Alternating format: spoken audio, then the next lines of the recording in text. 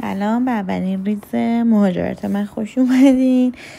اینجا داشتم گریه میکردم چون مجبور شدم مامانم و بابام و خانوادم رو کلا بذارم تو ایران و برم. اینجام دیگه مشخصه دارم چی کار میکنم. دوستان اومدن با هم توی فرودگاه که منو راهی کنن که برم. اینجا به نظرم سخت ترین قسمت همین مهاجرت اینه که بعد مثلا با عزیزات خداحافظی کنی و بری. من اینجا سعی کردم اصلا گریه نکنم که حال مامان بابام بچه، ولی گیتو که رد کردم کلی گریه کردم. اینجام که در من مامانم استوری میگیرم، فیلم میگیرم که حالا داشته باشم.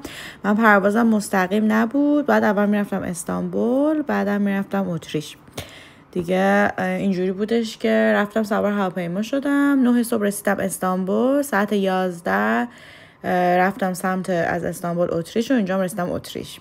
بعد خواهرم اومد دنبالم و اینجا رفتیم سوار قطار شدیم و به نظرم که قطارشون خیلی باحال بود، قشنگ تمیز و مرتب و اینم خیابونا. و بعد اینکه جالبیش میدونید چی بود؟ این بود که تمام تاکسیایی که اینجا همه بی ام و بنزن، خیلی مثلا بازم جالب بود دیگه. اینجا رفتیم خونه دوست خواهرم و یه ذره استراحت کردم. بعدش هم رفتیم مکدونالد چون من عاشق مکدونالدم، یه چیزی خوردیم و بعدش هم رفتیم شهر وین رو گشتیم دیگه. حالا من رفتم شهر بازی و خیابون و ایناشو نگاه کردم و این اولین روز مهاجرت هم بود دیگه. و بعدش هم رفتیم حالا خونه دوست خواهرم خوابیدیم که فردا بشه.